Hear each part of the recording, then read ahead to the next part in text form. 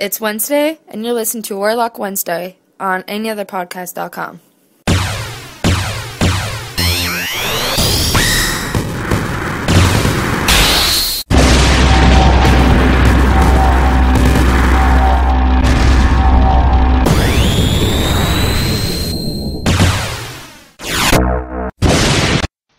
Hello and welcome to another Warlock Wednesday, the Warlock Hour with Rayzor, and I'm going to get right into things this week.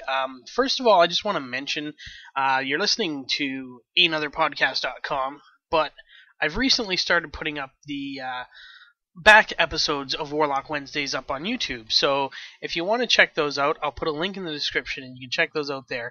But remember, come to Ehnotherpodcast.com first, because here's where it's going to break. We're going to have Ehnother Mondays on Monday, we're going to have Real Tuesdays on Tuesday, Warlock Wednesdays on Wednesday, and of course Teen Talk Thursdays on Thursday. Notice how the day of the week is in the title? That's great. It tells you when to watch. Not watch, listen. You're not watching, you're listening. So, it tells you when to listen, when to come back to our site and check us out. And now I'm going to get right into the show. And always first, we have the upcoming comic releases. I've decided not to use my little comic intro that I used the last couple of weeks. I didn't like it. I still want to work on intros to each of my segments, but I think it's going to be something that I'm going to have to work on. So just going to get right into the comic book releases for this week. So this week coming out from DC Comics, not on number 19, so I'll just say the titles, and they're all number 19 for the next few. Action Comics, Detective Comics, Green Arrow, and Green Lantern, all issues number 19. Also Smallville Season 11, issue number 12. From Marvel Comics, we have Age of Ultron number 4, which is the 10-part series. All New X-Men number 10.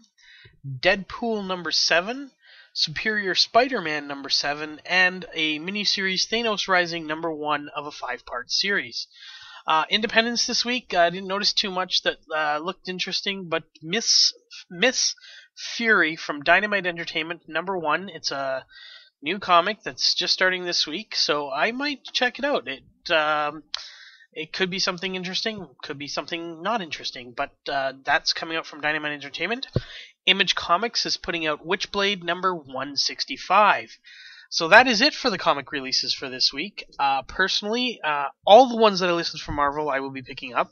I will be checking out Miss Furry. Miss Furry? No, not Miss Furry. That would be something totally different. Miss Fury, and this has no relation to Nick Fury of the Marvel, because this is coming out from Dynamite Entertainment. For those of you who like DC Comics more than I do, and I do like DC Comics, just not as much as I like Marvel. I'm always going to be a Marvel guy.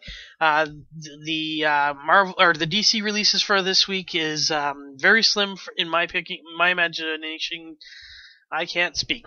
In my opinion, the DC Comics are very slim this week. Not their biggest sellers, but there are Green Arrow and Green Lantern fans out there, and Action Comics has usually Superman in it, Detective Comics usually has Batman in it, so those are those fans, but they're not specific. The only one that would be any of interest to me, and I haven't started collecting from the beginning, so it doesn't interest me that too much, is Smallville Season 11, number 12.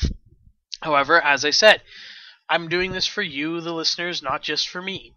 Also from Image Comics, Witchblade number 165. Now, I'd be picking this up if it was different in the respects that I don't have the other 164 issues.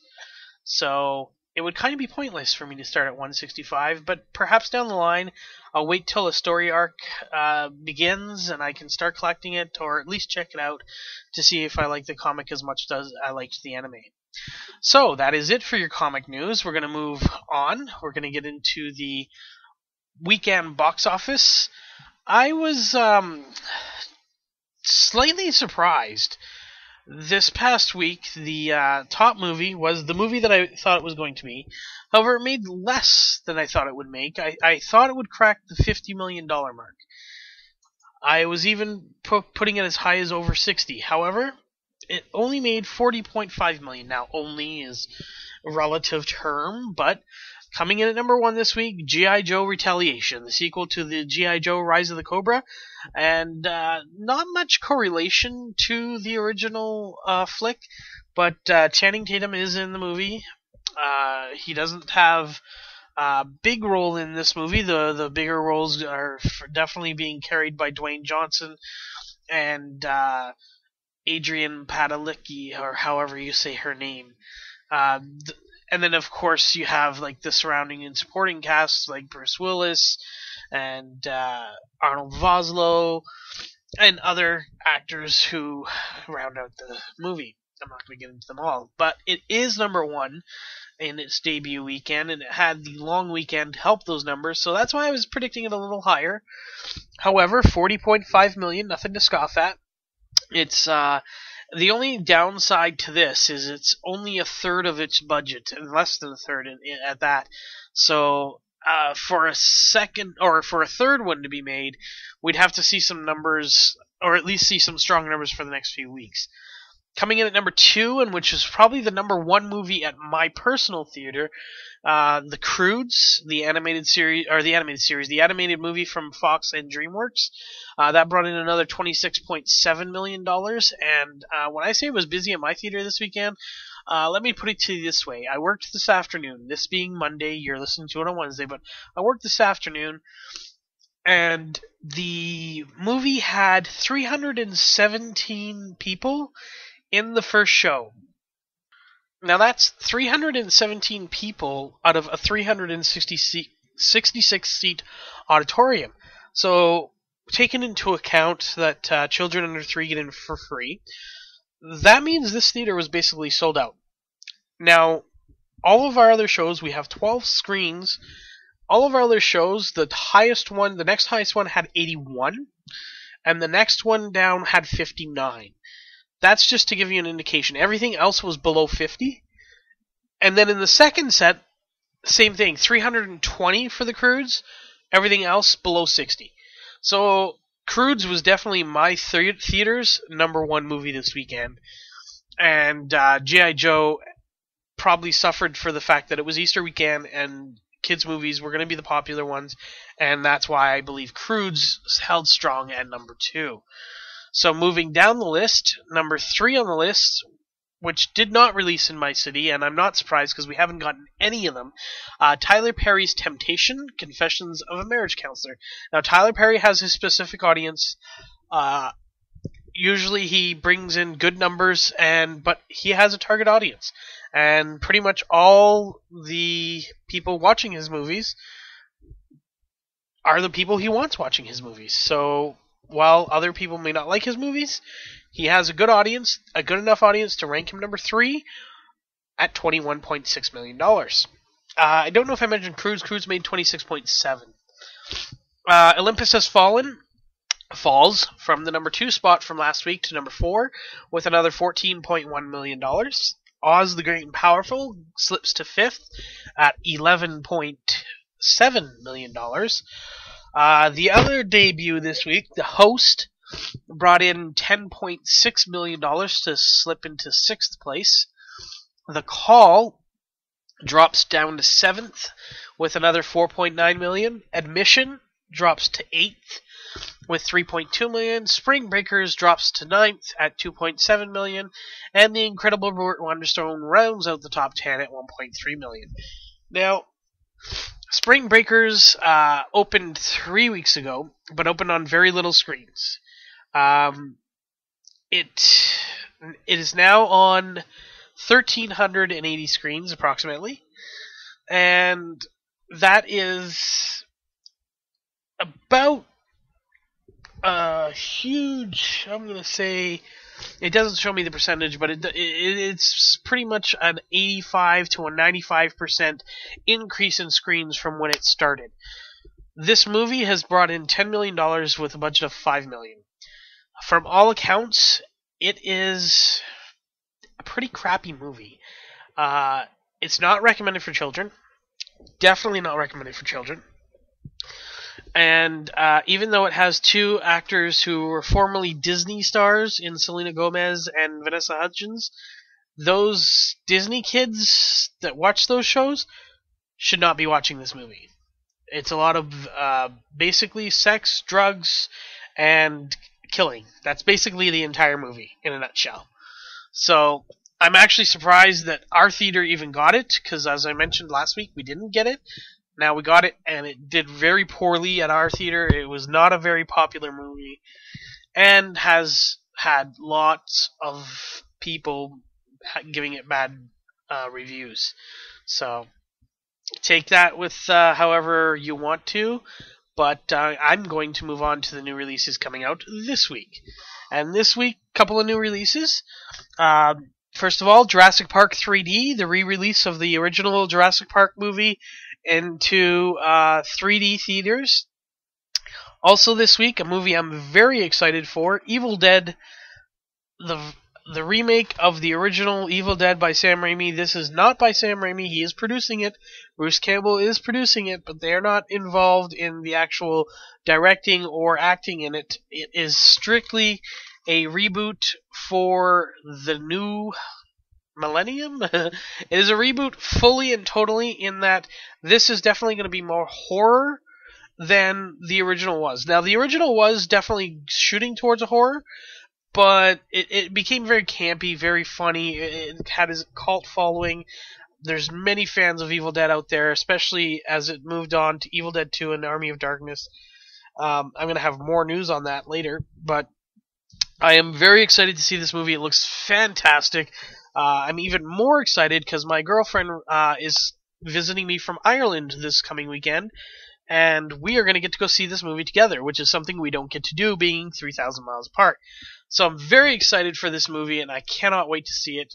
So if you love horror at all, definitely go see this movie.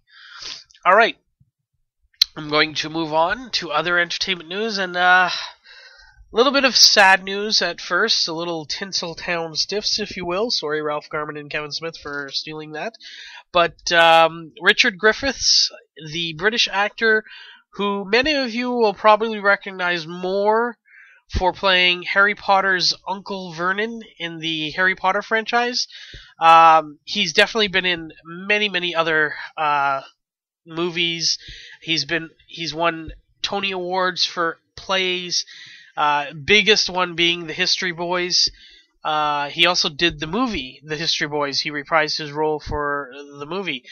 Unfortunately, he had heart surgery this past week, and he passed away as a result of complications. He was only 65. So as Kevin Smith would say, huge bucket of wind, because he was definitely a great actor and taken from us all too soon. Okay, so moving on from the sad news, Deadpool fans. Apparently, we have an update from the people who wrote the movie. Now, for those of you who might not remember, Deadpool made an appearance in the Wolverine Origins movie, X-Men Origins Wolverine, and he was played, Wade Wilson was played by Ryan Reynolds, who becomes Deadpool. The Deadpool in the movie, many fans were disappointed with, but a Deadpool solo movie has always been talked about, and the script was written by Rhett Reese and Paul Wernick. However, they've made this script so that it would probably get a hard R in the States, or what would translate here in Ontario, Canada, to being a 14A or more likely an 18A movie. Ryan Reynolds is still wanting to do it.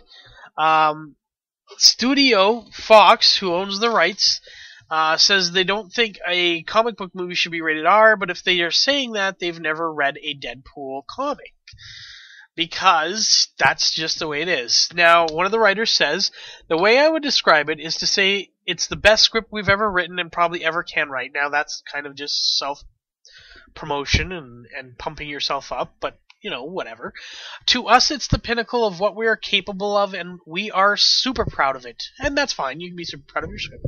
It will definitely pose a risk, just because it's an R-rated Deadpool, and most comic book movies aren't. But we just think it's a phenomenal opportunity, and we've got a wonderful star in Ryan Reynolds, and a wonderful director in Tim Miller, and we've got some wonderful test footage that he did for it. The script is sitting there, we just want it. So posturing aside, I would love to see this movie get made. The only problem is Fox. Fox is probably holding it back right now. Another quote says, "We really couldn't be. I mean, we didn't have a choice. It leaked and we couldn't do anything about it. For a minute we were appalled and then the reaction was great. So we're excited and now I guess it doesn't really matter." This is because the script they wrote was leaked online, and when at first they were disappointed, but then, they weren't. Then there's also the test footage. I haven't read it, or I haven't seen it. Wernick, who's one of the writers, says, "Wait until you see Tim's test. It's brilliant." Now, there is a chance that we could see a test at Comic-Con. Test footage doesn't necessarily mean it's going to, show up. However, I really, really, really think that Fox needs to get on this. Now, my other problem is where I found most of this information. I'm not 100% sure on the validity of it. However, I have read this on other sites, and I have read this numerous places. So I'm just hoping that Fox basically takes their head out of their ass, reads a Deadpool comic, and moves forward on this, because this could be a fantastic film if done right. But they have to do it right, and that is the key. That is definitely the key.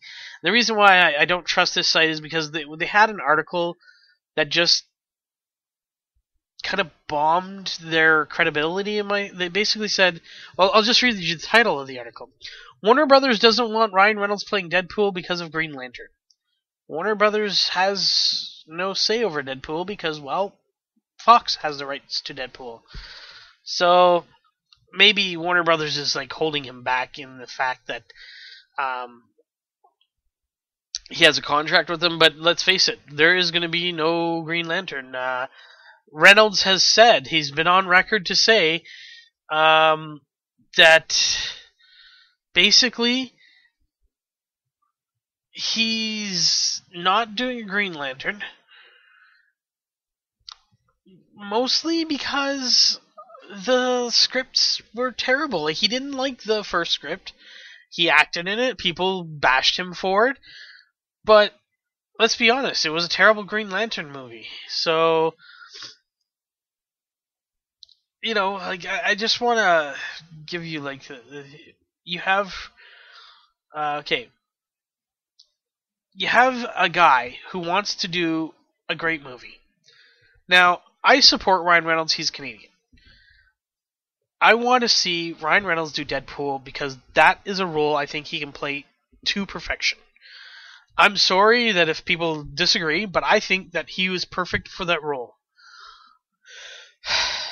But then you have the downsides, and the downsides are he had a really bad turn in Green Lantern. Well, I'm sorry, but Green Lantern is just one movie that had a bad writing, that had a bad director, that just couldn't do what needed to be done to make it a good, believable, or not believable, but at least understandable Green Lantern movie. And Ryan Reynolds has said that unless somebody like Joss Whedon or Christopher Nolan is doing it right now, he's not wanting to be on board. So I know that's going to make some people happy. I think of Ralph Garman, again, comes to mind. Again, not a sponsor. Remember, none of these things are sponsors.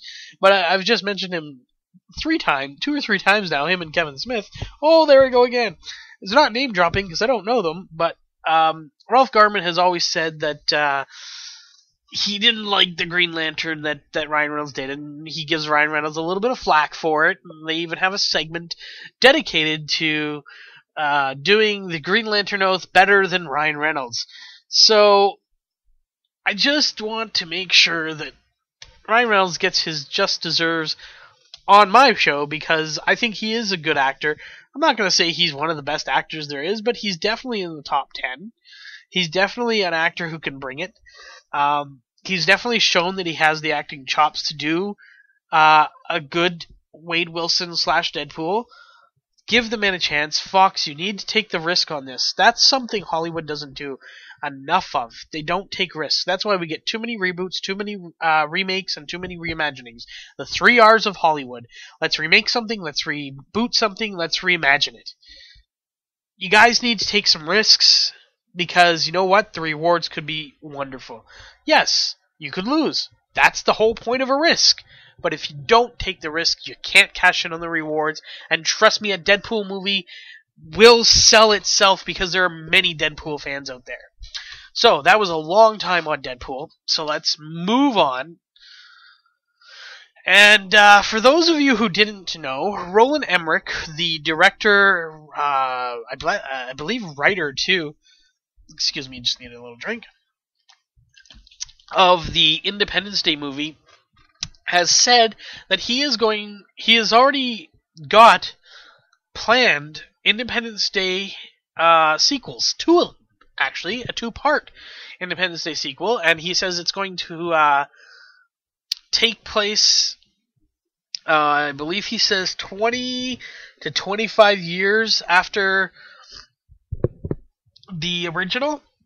Basically, his quote is, "The humans knew that one day the aliens would come back, and they know that the only way you can really travel in space is through wormholes.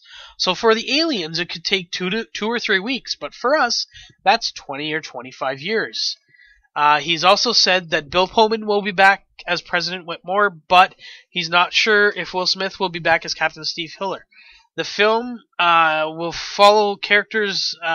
will possibly follow the character's stepson, Dylan, who we saw in the movie. And obviously he'll be older because 25 years. The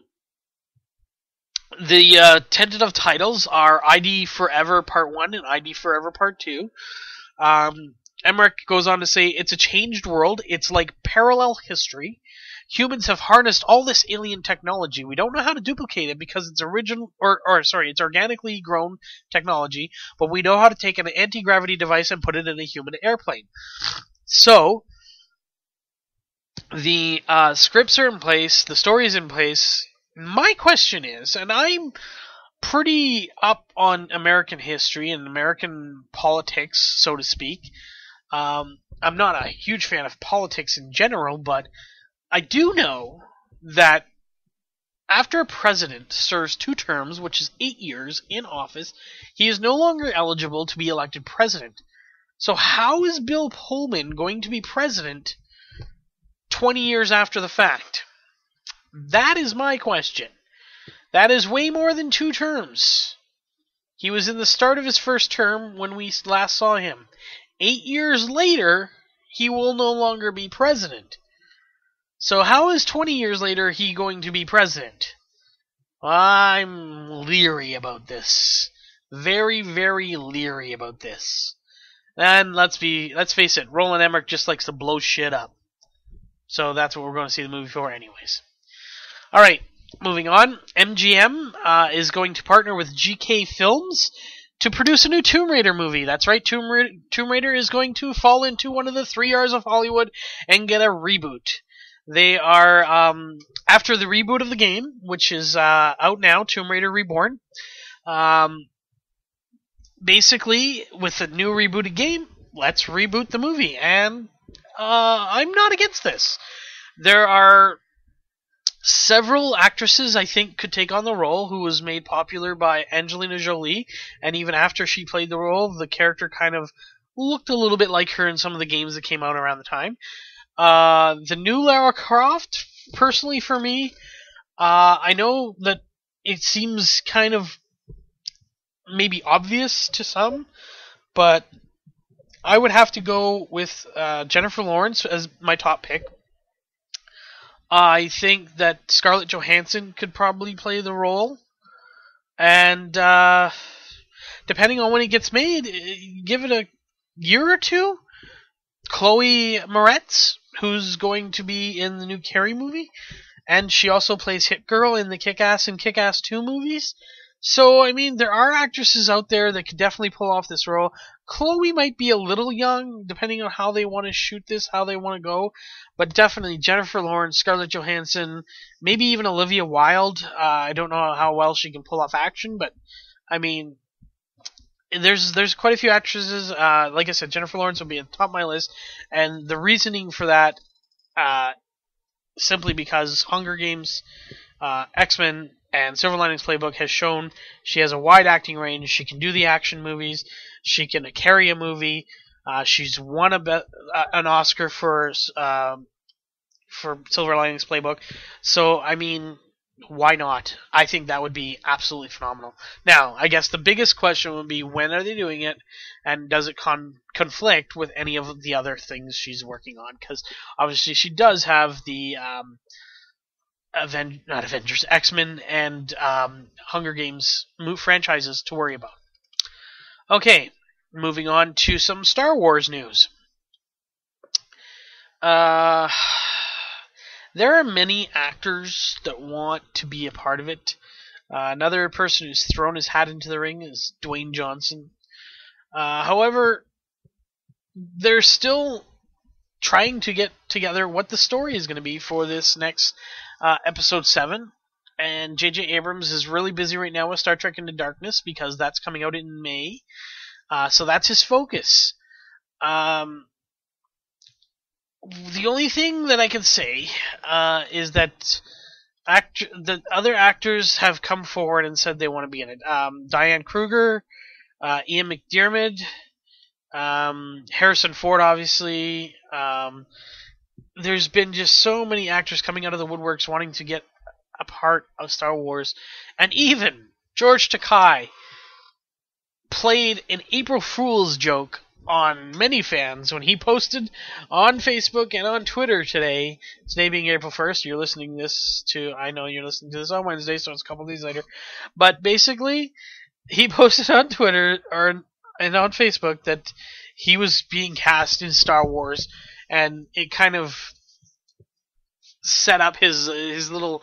quite a few months ago actually, he started this thing called the Star Alliance, because Carrie Fisher, who's Princess Leia, and William Shatner, who's Captain Kirk, were having a YouTube Twitter battle, and George Takei just wanted them to get along. So he started the Star Alliance, which, we got to team up against the real enemy, Twilight. That being said, I thought it was a great April Fool's joke, and as soon as I read it, I knew it, and that's why I was thinking earlier that I may not even record the podcast today, which I always do on Monday nights, or at least attempt to always do on Monday nights, simply because there was so much news going around that was just false, because there was a lot of stuff going on the internet today, April Fool's jokes all around, and, I just wasn't sure what I could trust, but most of it was pretty obviously a hoax, but some stuff can be done very well, and I just waited till a later time Monday night. It's actually early Tuesday morning because it is after midnight, but, continuing on. Alright, just let me take a little drink here. Now, this is something I found interesting. Iron Man 3 is going to release a different version in China. And here's I'm just going to read it word for word what's written. I'm not going to add anything in until after. Marvel Studios and DMG announced that a Chinese version of Iron Man 3 will be released in China on a date to be announced in the near future. DMG, a Chinese media and entertainment company, collaborated with Marvel Studios on the Chinese elements in the film, and is marketing and distributing the film in China. While Marvel and DMG have decided not to apply for co-production status in China, the film includes significant Chinese elements. Renowned Chinese actor Wang Zuqi will appear in both the studio's Chinese version of the film and in its international and domestic US version. Both versions of the film include Iron Man 3 footage filmed in Beijing in December.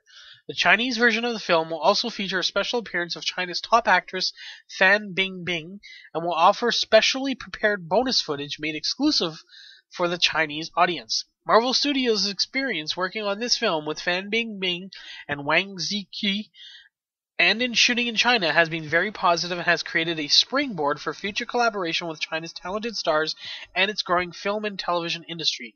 The Iron Man cast and filmmakers look forward to bringing Iron Man back to China. So, we're not sure what the difference are going to be between the two versions, but basically it's going to be small changes. There's going to be no drastic changes to the plot, but there'll be small changes. So maybe on our DVD we'll get the version to see what the differences are, or at least as a special feature that will highlight these changes. I'm guessing they're just going to focus a little bit more on those side characters that Fan Bingbing and Wang Zhu Qi. I'm sure I'm pronouncing that guy's name wrong, and I'm sorry, buddy. I don't think you're listening, but if you are, I am sorry. And that's probably the bulk of what's going to happen. Is there's going to be more central, not central, but side storyness to those whoever they're playing in the film. Also, there may be a different take on how they show certain aspects of China. That's what I'm guessing there. So that's kind of interesting. It's just a little interesting tidbit I thought, that I'd pass along. Okay, moving on. Guillermo del Toro, the wonderful director of Pan's Labyrinth, is going to be doing a movie DC Universe project called Dark Universe, which it may ultimately be called Justice League Dark. And the film will follow John Constantine as its protagonist, and will include the Swamp Thing, the Demon, Deadman, the Spectre, and the Zatanna. And he's also said that for sure John Constantine will be a blonde, not like when Mr. Keanu Reeves played Constantine in the Constantine movie. This is going to be a blonde John Constantine as he is in the comic books. Basically, Del Toro says he is basically trying to recruit the whole time. Well, not the whole film, but the film's going to follow his recruitment of these other characters. Swamp Thing is at peace with who he is, but Deadman is still trying to find out who shot him. So there's going to be origins, but he's not going to be putting it out front. It's going to be explored through the film. So it's going to be really the first of hopefully a few films, because they want to build on this. I'm interested in seeing it. A Constantine that's probably going to be better than Keanu's is always good. Moving on, I said earlier, Evil Dead. I had some news for Evil Dead, and Evil Dead has had a panel at, I believe it was WonderCon, which took place this past weekend in San Francisco, I want to say, but I could be wrong. It was definitely over in California, way far away from here. Anyways, there was a panel that took place where they released a new trailer. I have not seen it. I don't want to see it. As I said, I'm going to see the movie this weekend, and I'm excited. The tagline, I will say, was, "Once you unleash evil, it will consume you. Fear what you will become." Okay, and a quote from the new director. Oh no, sorry, this is a quote from producer Bruce Campbell. "You can tell an Evil Dead fan is a real Evil Dead fan because they won't effing shut up about it," joked Campbell when he met Alvarez for the first time, who's the new director. Alvarez is rebooting this film, another R of Hollywood, and they were on a panel, and basically Alvarez has said that he is definitely prepared to do a sequel to the one that's coming out this week. Also, they talked about Sam Raimi moving forward with Army of Darkness 2. Now, this is all based on what the movie does at the box office. If it does well, Alvarez says he has big plans for the franchise, and he'd like to make a sequel to this one while Sam moves forward with Army of Darkness 2, and then combine the two for a final 7th film. And Campbell grinned and said, "I think 7 is a nice number." So basically what would happen is we'd see this Evil Dead, a second Evil Dead from Alvarez, Army of Darkness 2, which would continue that story, and then Ash would meet whoever is the surviving lead character for this new Evil Dead, which I think is going to be Mia, but I'm not sure. We'll just have to wait and see. But definitely interesting ideas, and I'm definitely looking forward to it. So, that being said, let's move on to some television news. That was your film news. This is your television news. As most of you know, and especially if you've been listening to Warlock Wednesdays, the 50th anniversary of Doctor Who is this year, and they are making a 50th anniversary episode, which I've already said in previous episodes that is going to be released in select theaters worldwide, and also in select 3D screens worldwide, mostly in Britain, where the show takes place. Sad to report that Captain Jack Harkness, our omnisexual master of ceremonies, hugely popular in both Doctor Who and Torchwood, will not be involved in the 50th anniversary episode.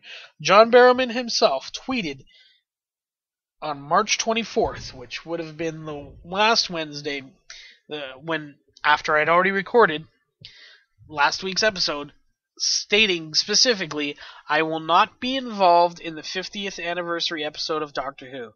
Now, that post I put up on the website with my show last week, and it is confirmed. Now, the only thing I can say is we've seen in the past where actors are denying things, and then you find out that they were denying it because, they're told to deny everything, and then they're there. But I have a feeling this is something that definitely will happen. John Barrowman will not be involved in the 50th anniversary episode, and that makes me sad. What makes me happy is who is confirmed to be in the 50th anniversary, and that is the best Doctor, the most amazing, talented David Tennant. David Tennant, the 10th Doctor, will be involved with the 50th anniversary episode, as will Billie Piper.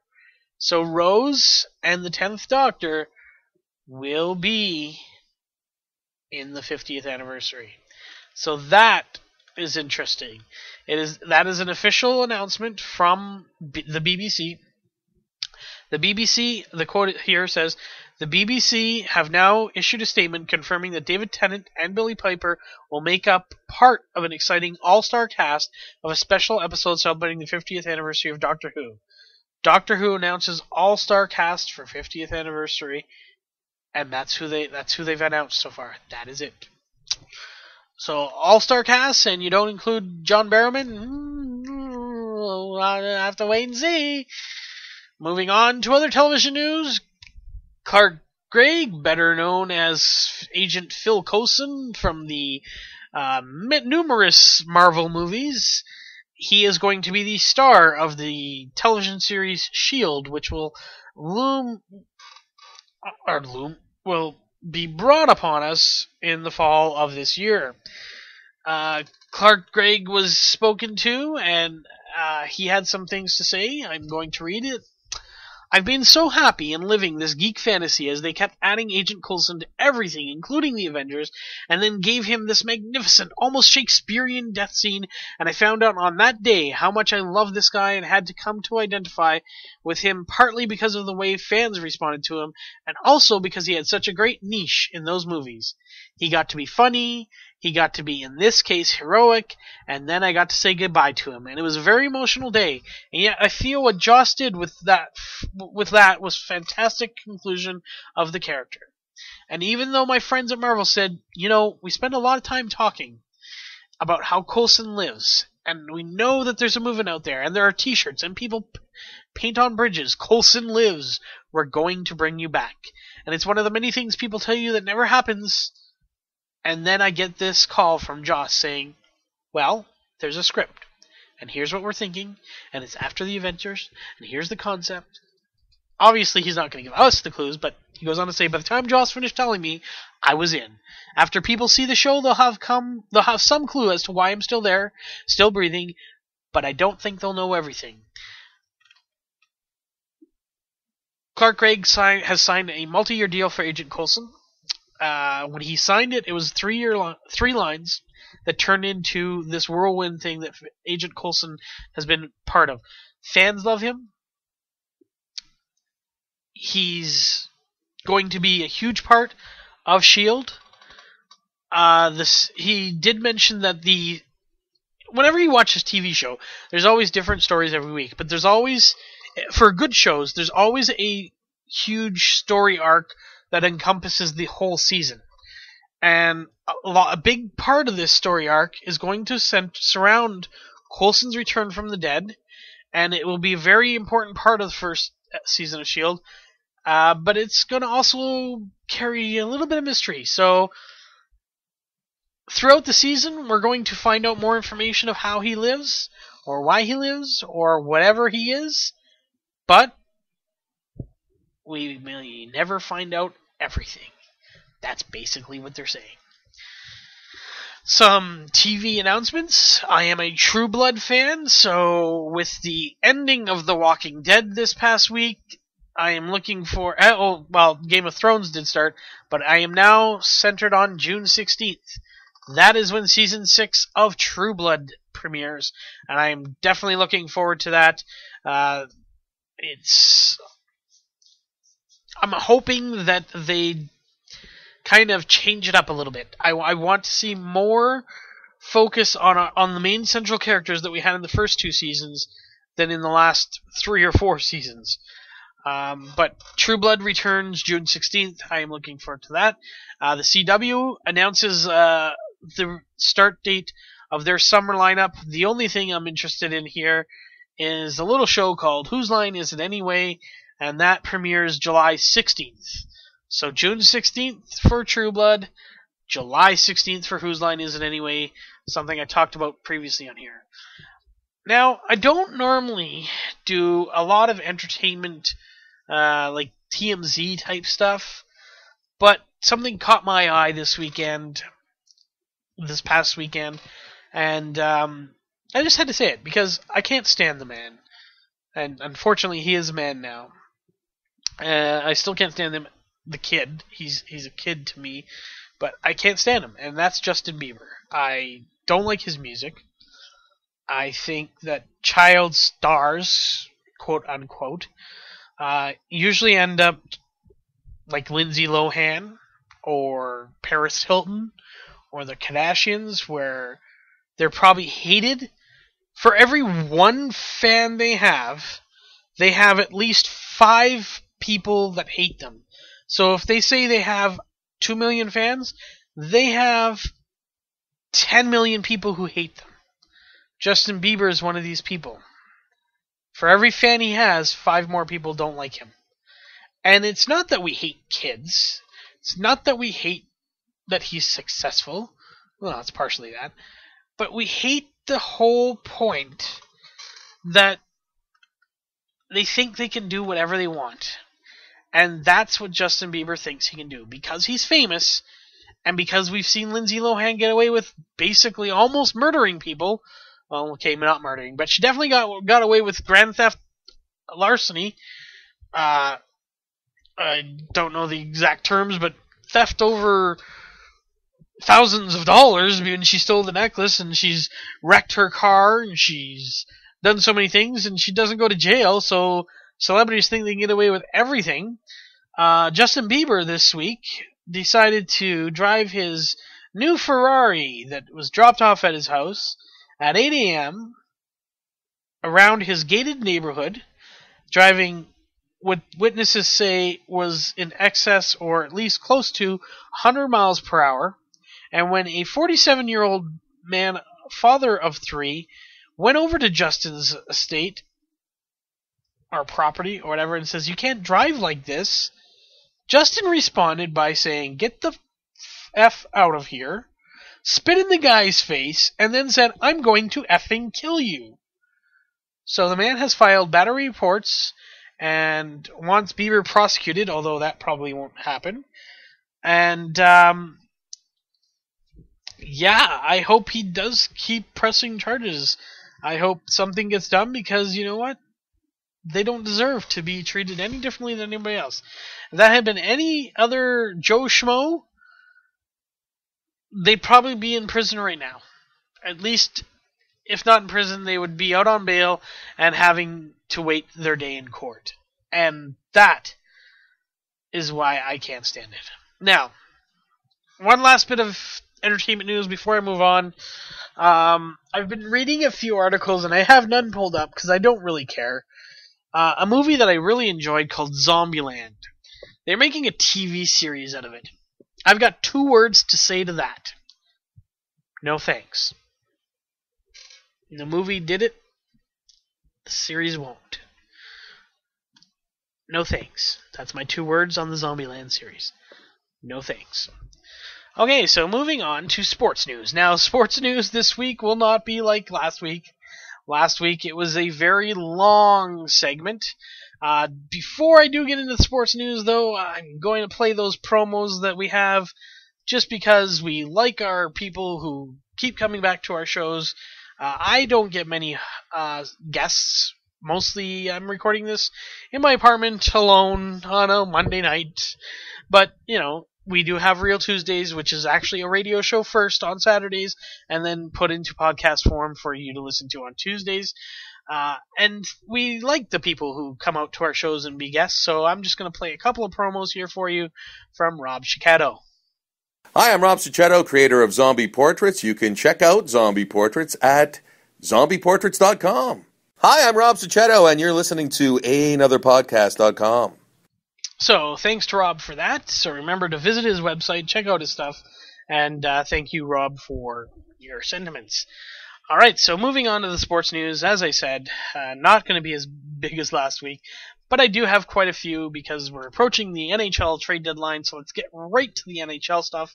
We're going to start, as always, with the standings. So, in the Eastern Conference, sitting at number 1, still the unfortunately red hot, Pittsburgh Penguins with 56 points, 12 games remaining. The Montreal Canadiens sit in second place with 51 points. The Winnipeg Jets sit in third place at 38 points because they lead the division. Boston's in fourth place with 48 points. Ottawa with 44 points sits in fifth. Toronto sits nicely in sixth spot with 44 points. New Jersey's in at seventh with 39 points. And sitting in the 8th and final spot currently is the New York Rangers with 37 points. Right behind them is the New York Islanders, also with 37 points. However, the Rangers have a game in hand, which technically keeps them in the playoffs until those games are made up and we see where things lie. Moving over to the Western Conference, still leading the way in the West and in the NHL, the Chicago Blackhawks, who have taken some losses now in regulation. They're up to 5 losses in that regulation loss column, but still hold the lead at 57 points. Sitting in second place with 53 points is the Anaheim Ducks. Minnesota Wild at 44 points sits in third. Vancouver also with 44 points sits in fourth, and that's because they are not the division leaders. The Minnesota Wild are, simply for the fact that they have more regulation wins. Los Angeles Kings have definitely climbed the standings from earlier in the year to sit in 5th place with 43 points. Detroit Red Wings sitting in 6th with 41 points. San Jose sitting in 7th with 40 points. St. Louis with 38 points sits in 8th. Right behind them are the surging Edmonton Oilers, surging Columbus Blue Jackets, and the somewhat tumultuous Nashville Predators. Now, Edmonton and Columbus are definitely moving up the standings and challenging for that last playoff spot. They are 1 point behind St. Louis and 3 points behind San Jose. I think, if anything, Columbus makes it in before Edmonton, but San Jose and St. Louis really have to collapse to help them out. Moving on to statistics. Sadly, Sidney Crosby still leads in points with 56 and assists with 41. I can't stand him, and he has huge lead in both those categories, 10-point lead in points and a 6-point lead in assists. Leading in goals, however, is Steven Stamkos with 25. Chris Kunitz leads with the plus-minus of 27. Still leading the way in goals against average is Craig Anderson at 1.49, who should be returning shortly, although we're going to go with Jonathan Bernier of the LA Kings at 1.95 and Corey Crawford of the Chicago Blackhawks at 1.97 as your front runners there. Craig Anderson is also leading in save percentage, 9.52, with Bobrovsky of the Blue Jackets and Niemi of the San Jose Sharks right behind him. Wins goes to Nicholas Backstrom of the Minnesota Wild with 19. Shutouts, still Pekka Rinne with 5 shutouts from the Nashville Predators. Alright, moving on to the NHL 3 stars from this past week. And the first star from my Toronto Maple Leafs, Joffrey Lupul. That's right, Joffrey Lupul, since he's come back, has scored in every single game, even though he was suspended for 2. This past week, he had 9 points in 4 games, with 5 goals and 4 assists, helping the Leafs to extend that lead in the, well, not lead, but extend their or solidify, I guess is the word I'm looking for, that 6th spot in the Eastern Conference. The second star this week, Anthony Niemi of the San Jose Sharks. As always, there's a goalie involved in the 3 stars. He had 4 wins with 2 shutouts. He had a 1.22 goals against average this week and a .952 save percentage, and definitely helped the San Jose Sharks move up in the West and take that 7th spot, which I said has a 3-point lead on the guys who are trying to get in, both the Columbus Blue Jackets and the Edmonton Oilers, who have this week's 3rd star, Taylor Hall. 5 goals, 3 assists in 4 games this week. The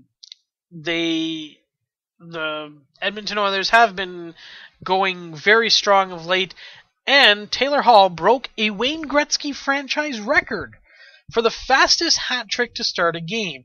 He scored 3 times in the first 7 minutes and 53 seconds of a game over the Vancouver Canucks in a 4-0 win. That's right, not only did they win the game 4-0, they beat the Vancouver Canucks, and Taylor Hall had a hat trick before 8 minutes of the game was over. That's impressive.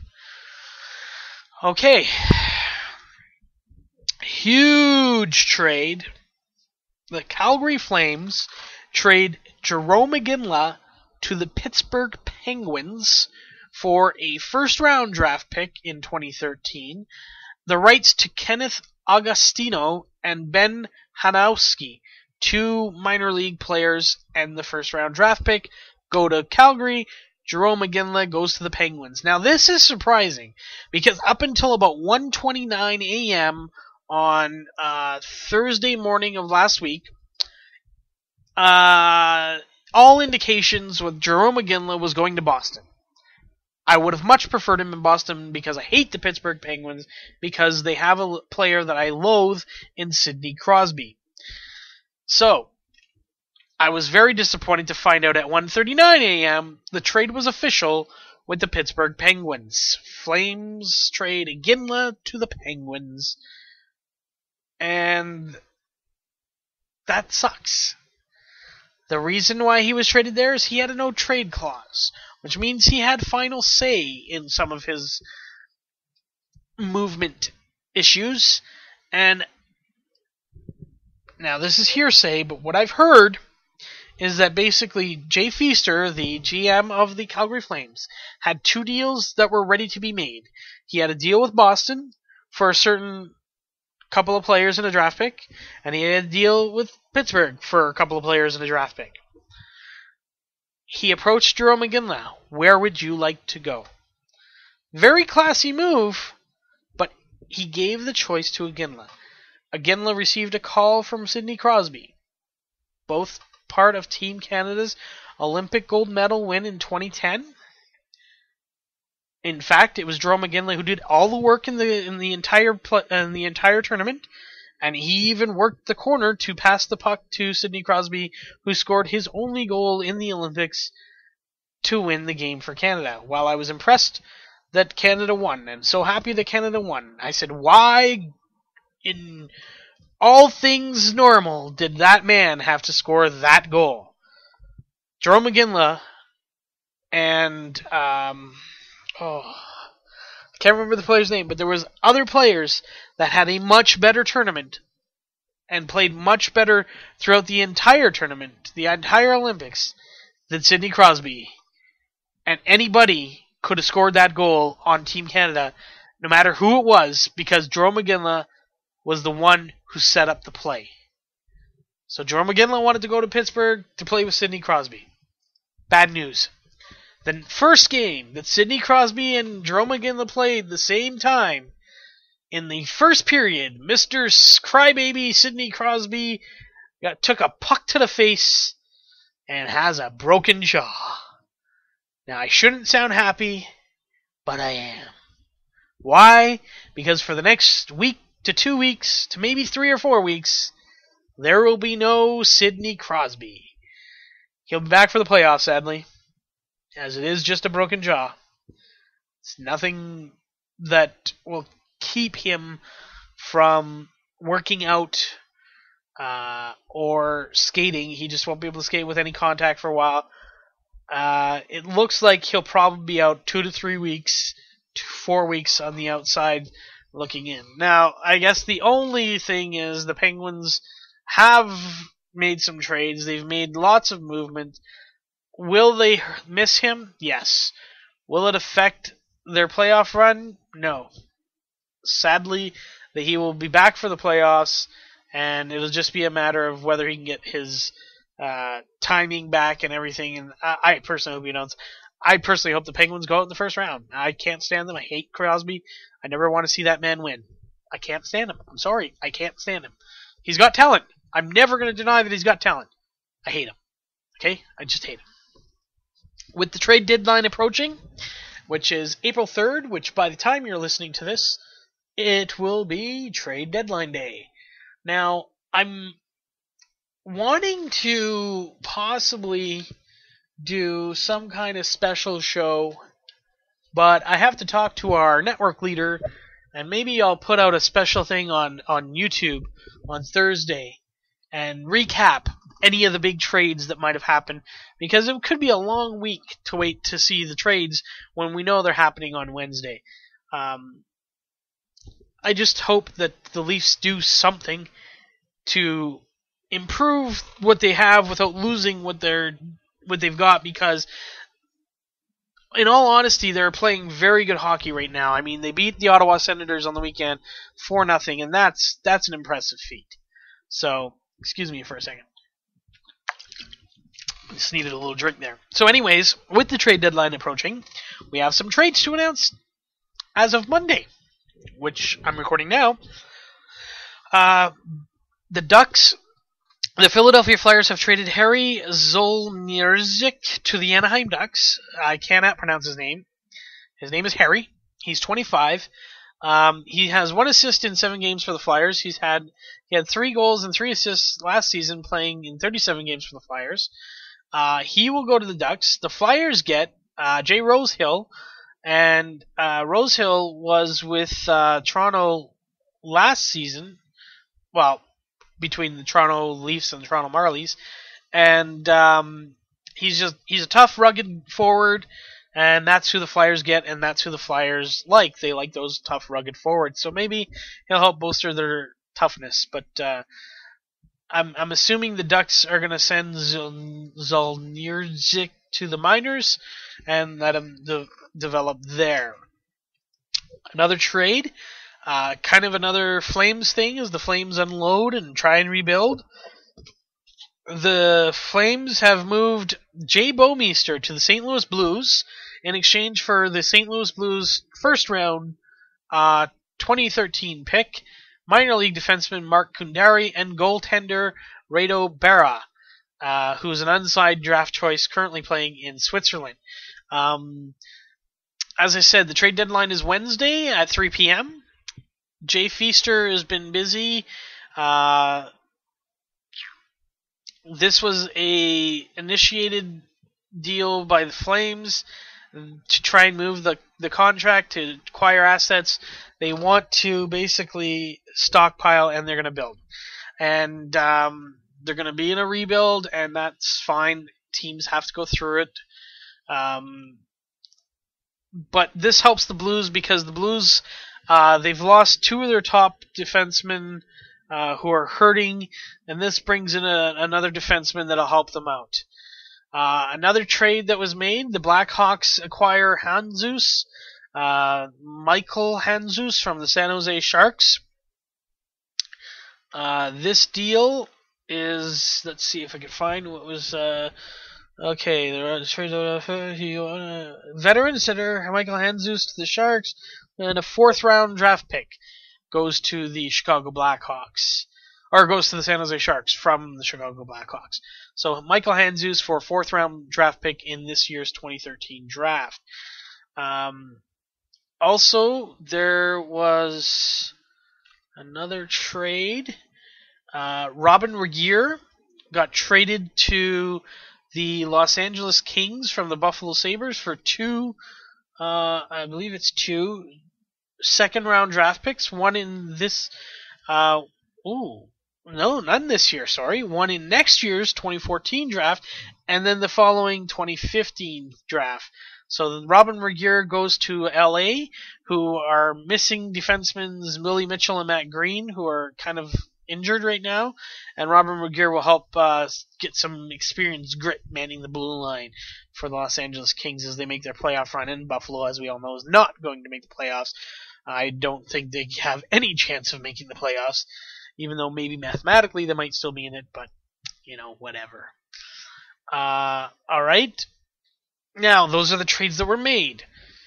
Here are some rumors. Jason Pominville, also of the Buffalo Sabres, has been asked to submit a list of 8 teams to which he will not accept a trade. Now, this is basically means they're going to move him because he doesn't have a no-trade clause. He has a modified no-trade clause that will block the movement to 8 teams. So he can list 8 teams that he doesn't want to go to, which will leave 22 teams that the Sabres can talk to and find out where they can get the best deal for him. And so he's been asked to submit that list, and apparently he will submit that list tomorrow or early Wednesday. I assume he's going to do it Tuesday. Let's see. He expected to hand over the list to the Sabres general manager sometime Monday night, so he could have already done it, or Tuesday morning. So there you go. That'll give them a day and a half to work it out. Also, in rumors, the Maple Leafs have requested and been granted permission to speak to Kiprusoff. Kiprusoff is the goaltender of the Calgary Flames, who has said that he would not report to any team he gets traded to. He's staying in Calgary with his wife and kid. So there's no deal in place. The Leafs has just been given permission to talk to him, which basically means they're going to talk to him and see, is he really hard on that stance? Is he really saying, I'm not playing anywhere. If the Calgary Flames trade me, you're not going to get me. It's just, I don't want the Leafs to trade for him, honestly. At this point in the season, I think we ride it out with Reimer and Scrivens and maybe make a move in the offseason. But, that being said, this man has played an average of 73 games every season leading up to this one. And this one won't be that because it's only a 48-game schedule. Unfortunately, he's not been great this year. He's 36 years old. He's 6 wins, 9 losses with 3.52 goals against and an .873 save percentage. Now, if I could just pull up the Toronto stats. Just give me a second here. I'm pretty sure that is worse than both the goalies in Toronto, or at least comparable to, and he's 36. He's not a young guy. You do want a veteran present, but at the same time, why sacrifice anything to trade for him when he's done next year anyways? Okay, so let's see. Reimer's statistics is a 2.52 goals against average. That's better. And a 920 save percentage. Scrivens is a 259 goals against average and a 918 save percentage.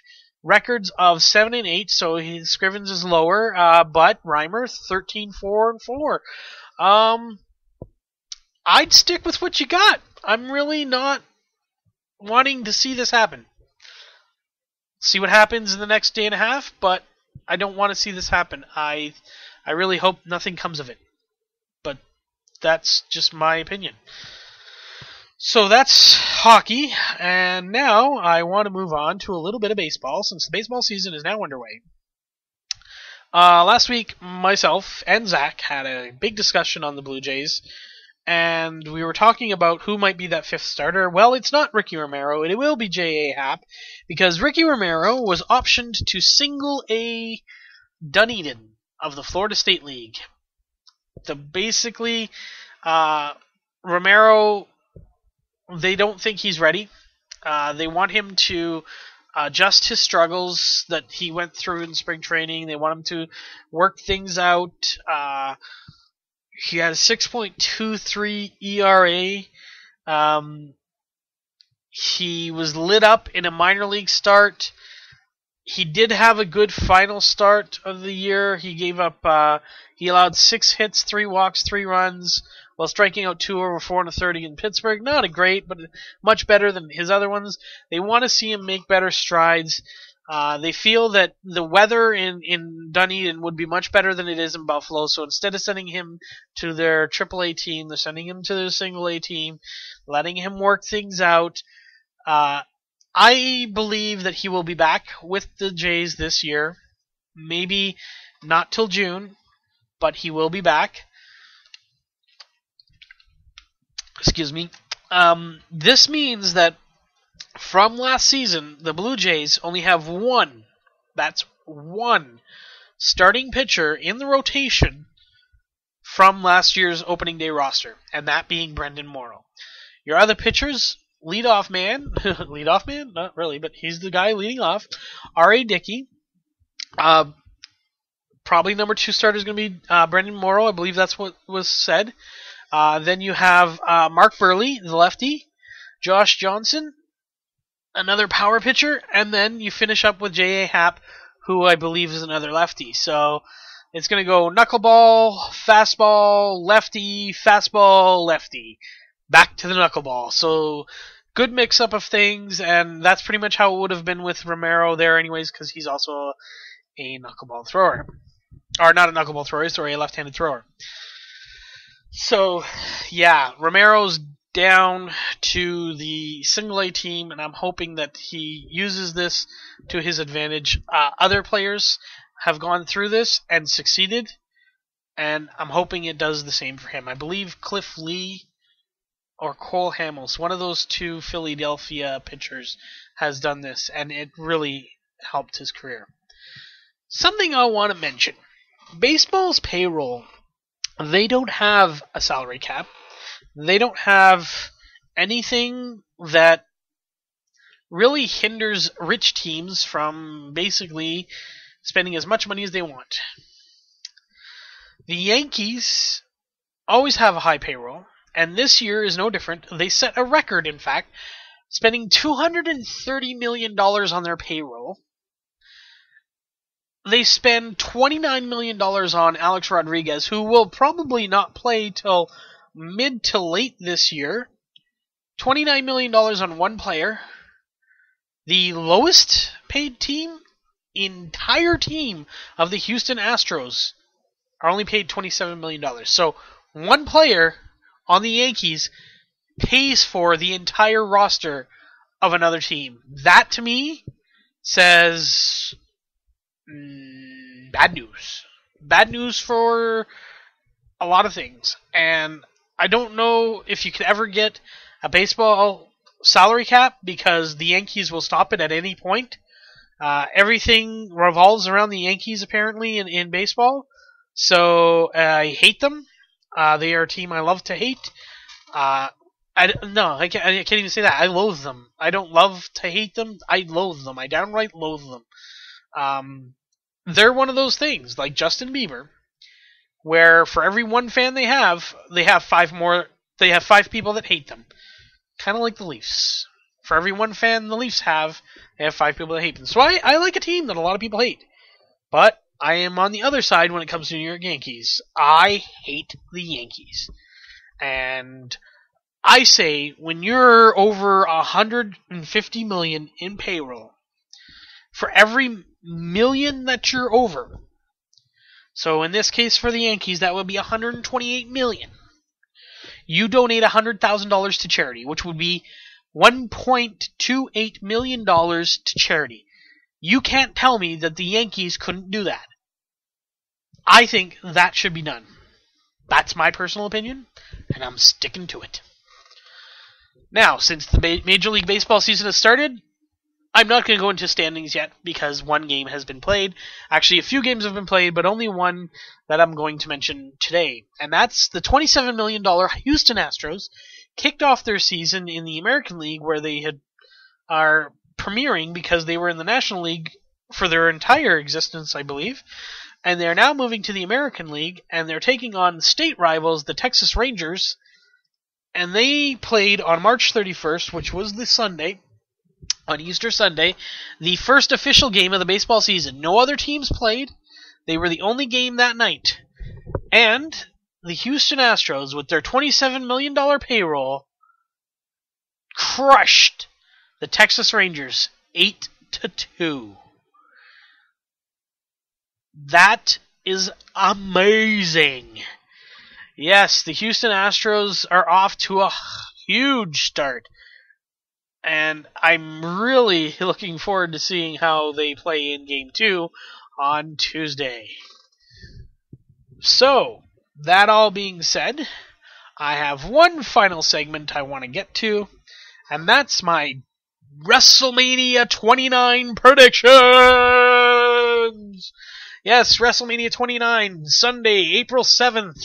Mark it on your calendar, folks, because it's going to be disappointing.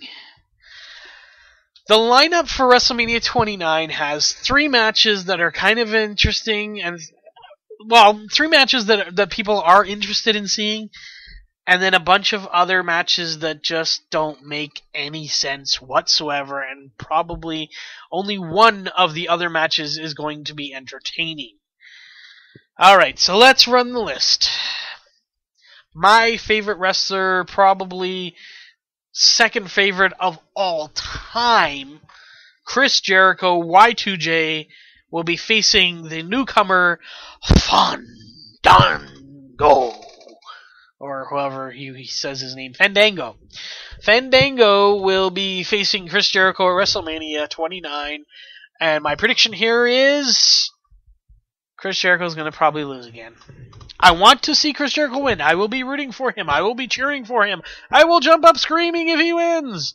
However, Chris Jericho is a classy man.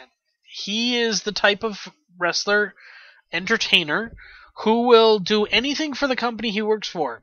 Ever since he left WCW and joined the WWE, he has been nothing but pro-WWE. He will never work for any other wrestling organization for as long as he can wrestle. He is done with the other circuits. He's done with the independents. He's done with startups like TNA. He is a WWE guy for the rest of his life.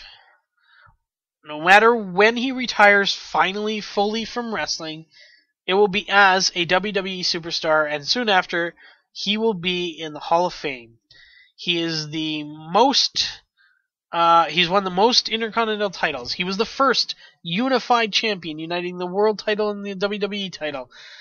He defeated The Rock and Stone Cold Steve Austin on the same night to unite that title. He is definitely makes me proud that he is Canadian. We don't see too many Canadian top stars in the WWE anymore, but he is one of them, and I am happy for that. However, his pay-per-view record over the past 3 or 4 years, when he is in the WWE not touring with Fozzy, is shameful. He would rather lose to help put an opponent over, to help bring their stock up, because he is that kind of guy. And I think he's going to do it again. I think this is going to be Fandango's first official match. He hasn't wrestled yet. And sadly, I think he's going to get to beat Chris Jericho on the grandest stage of them all at WrestleMania. So my prediction is, I'm rooting for Jericho, but I think Fandango's going to win. So I'm just going to type that in so I can remember that for next week. So my prediction for the next match being the WWE Tag Team title match featuring Team Hell No, the tag team champions of Kane and Daniel Bryan, taking on the team of Dolph Ziggler and in his first big match, Big E Langston. Featuring the corner of AJ Lee. This one's tough. Mostly because I really think Team Hell No needs to keep the titles. So that's my pick. That's also who I'm rooting for. However, the AJ factor makes this tough. The AJ factor means that no matter what, there is a good chance that Dolph Ziggler and Big E Langston come out victorious.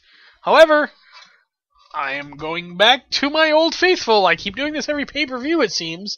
The man only has until June to cash it in, but I think Dolph Ziggler may cash in his Money in the Bank for the world title later on in that night, or earlier in the night, depending on when the matches take place. Don't know the order yet. So, skipping a few matches, let's go right to the world title match. You've got a man that I still can't really get behind as a fan favorite, quote unquote, or a face, if you will. He's not a heel anymore. That being Alberto Del Rio.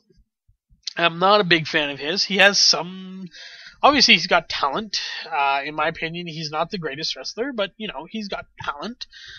He is the world heavyweight champion currently. He's taking on somebody I downright cannot stand his gimmick right now. Again, Jack Swagger has talent. He's a very talented wrestler, in my opinion. I mean, he's got an amateur background that's unparalleled with most wrestlers in the WWE. So, just a second. Really thirsty today. So he has unparalleled amateur background. Yet, his gimmick right now with Zeb Coulter and the whole "We the People" bullshit, it pisses me off. I would rather see anyone, and there's wrestlers that I can't stand, anyone other than Jack Swagger champion right now. He shouldn't be. And I don't think he will be. I think no matter what happens in this match, I think Del Rio will win the match. However, I think Dolph Ziggler will cash in and end up being the champion anyways. I'm saying it again for the third month in a row that he's going to cash in and become the world champion. I'm just typing that up so that I remember for next week. Here's the thing, though. Jack Swagger, as I've said before, was arrested for DUI. He was not doing anything for the WWE at the time, so he was not suspended. And it was, I believe it was drugs. I'm not sure if it was drugs or alcohol. Either way, he was arrested for it, and I think that hurt him in any chance he might have had to win the title. So again, I don't see him winning on those grounds because WWE is going to want to make an example. While he didn't do it while he was working for the WWE at the time, I mean, you can't have that stigma around you. So they're not a big fan of that. Alright, another boring match. Ryback versus Mark Henry. I've always said that the WWE has pushed Ryback too far too fast. However, I am picking Ryback to defeat Mark Henry in what I expect to be a very boring match. Intercontinental title, which could steal the show if it wasn't for some of the other matches that are on the card that people are actually interested in. And that is Wade Barrett taking on The Miz. I like both these guys. I think they're both talented. The Miz is definitely better on the mic. I think, though, that once again, Wade Barrett is going to escape with the IC title. However, The Miz is smart. So my pick is Wade Barrett. My cheering section is going to be for The Miz. Plain and simple. Next match, we have a 6-person tag team match. We've got Randy Orton, Big Show, and my man Sheamus taking on the S.H.I.E.L.D. I hate the S.H.I.E.L.D. They've just finished doing this entire go-round with the Nexus, and we're getting it all again with the S.H.I.E.L.D. I can't stand it. It's bullshit. Please, WWE, stop it. My prediction, Sheamus. Sheamus will win this. Sheamus. And Randy Orton and Big Show. They have to beat the S.H.I.E.L.D. because this is getting ridiculous. I'm tired of seeing the S.H.I.E.L.D. win because they don't deserve to win. They're not good wrestlers. It's that simple. So yeah, Sheamus, Big Show, Orton, my picks for the winners. Alright, so let's get to the matches that everybody's interested in. First up, Triple H versus Brock Lesnar, the former UFC champion, in a no-holds-barred match where, if Triple H loses, he must retire. That is the stipulations. Prediction? Simple. Triple H wins. Triple H will not retire. He may not wrestle very much anymore, but Triple H is always going to be part of the WWE. He married into it, literally. So, yeah, I'm predicting Triple H is going to get some payback on Brock Lesnar. And, you know, Brock Lesnar naming a no-holds-barred match against Triple H, in my opinion, plain stupid. I think you've helped Triple H more than you've hindered him. And yes, you can do all kinds of crap too, but when it boils down to it, Triple H is known as the cerebral assassin for a reason. Lesnar, look out. Another big match that everybody's looking forward to, and like I said, I really think Wade Barrett Miz is going to be entertaining, but this has the potential to be a great match because of the personal issues that have been brought up in the recent storylines, and that's Undertaker versus CM Punk. Undertaker is 20-0 at WrestleMania, and in my opinion, if the WWE makes him 20-1, it won't even matter. It won't matter that he's 20-1. 20-1 is not a perfect record. 20-1 doesn't say anything. My prediction, Undertaker maintains his perfectness at WrestleMania, and CM Punk will become just another victim, and he will rest in peace. That is my prediction. And finally, the match that everybody's waiting for, Rock versus Cena 2. This time for the WWE Championship. Winner, quite simply, one word, Cena. Cena will get his vengeance. Cena will get his redemption. Cena will become the WWE Champion once again in his 10th year being a WWE superstar. This year, as I said at Royal Rumble, is the year of Cena. And John Cena will win at WrestleMania. And that, friends, is my WrestleMania predictions for WrestleMania 29, the biggest event on the WWE calendar, Sunday, April 7th. Not a sponsor, but definitely looking forward to it. And folks, that is it for this week. I hope you enjoyed the show. Remember to tune in tomorrow to listen to Teen Talk Thursdays with Chelsea, and tune in next week for all the great shows, Ehnother Monday, Real Tuesday, Warlock Wednesday, right back here with me, Teen Talk Thursdays, every week here on Ehnotherpodcast.com. Have a good day, good evening, good night, whatever time of the day you're listening. Enjoy it, and I'll see you next week. Thanks for listening to Ehnother Podcast from Ehnotherpodcast.com. Don't forget to go on iTunes and or download right from Ehnotherpodcast.com. That's EHNOTHER podcast.com. Follow us on Twitter at Ehnother Podcast. Be sure to check back for tomorrow's show only on Ehnother Podcast, your Canadian podcast network. Ehnotherpodcast.com. Not a sponsor.